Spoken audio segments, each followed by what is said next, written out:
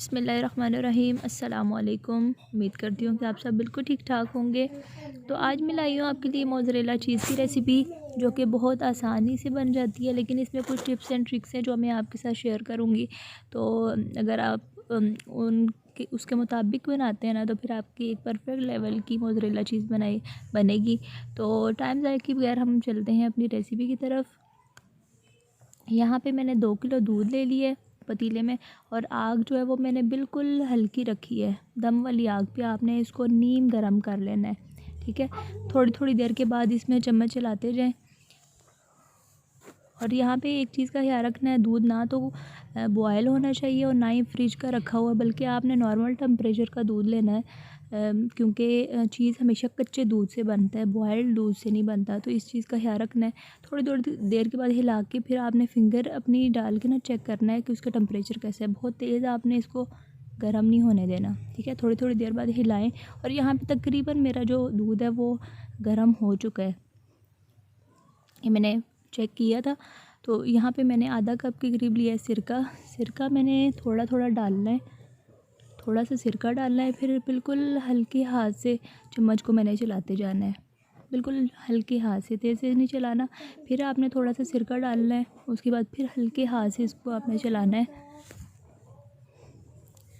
तो यहाँ पे तकरीबन थोड़ा थोड़ा फटना शुरू हो गया है, और सिरके का अमल जो है ना वो आपने यहाँ पे जारी रखना है जब तक आपका दूध अच्छी तरह से फट ना जाए।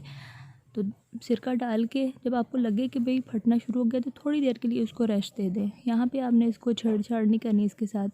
तो यहाँ पे परफेक्ट जो चीज़ होता है ना, वो उसकी एक निशानी होती है कि उसका जो पानी है वो ग्रीन हो जाता है, और जो चीज़ है वो सारा इकट्ठा हो जाता है, ठीक है। यहाँ पे आप इसको हाथ की मदद से भी निकाल सकते हैं। मैं यहाँ पे एक छलनी ले रही हूँ और एक बर्तन में छलनी रख के, तो उसमें मैं सारा इसको निकाल लूँगी। चीज़ सारा इसमें डालूँगी और पानी को मैं अलग कर लूँगी। पानी को अलग करके अब आपने हल्के हाथ से इसको प्रेस करना है, बहुत ज़्यादा यहाँ पे दबाने की ज़रूरत नहीं है। जो दबाने वाला जो प्रोसेस है ना वो आगे चल के होगा, ठीक है।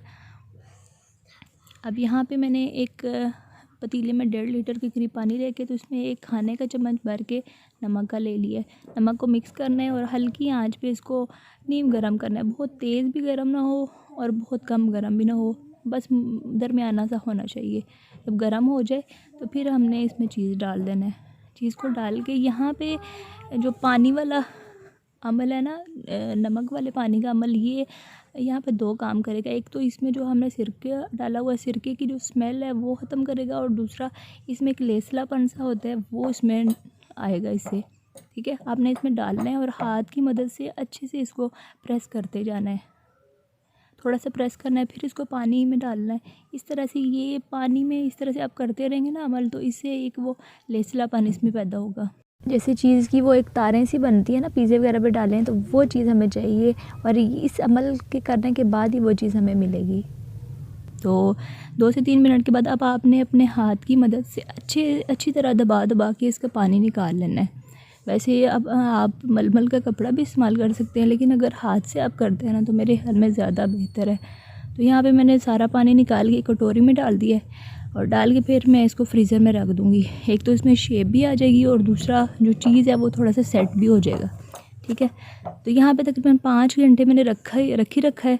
तो ये अब इसकी कुछ लुक आई है, और सेट भी बहुत अच्छा से हो गया है। तो यहाँ पे मैं आपके साथ अब मैं आपको दिखाऊंगी कि भाई जो चीज़ है वो बना कैसे है। तो एक ब्रेड के ऊपर मैंने चिकन वगैरह की और सब्जियों की टॉपिंग करके ऊपर मैंने डाल दिया चीज़, और अब मैं इसका एक सैंडविच बनाऊँगी।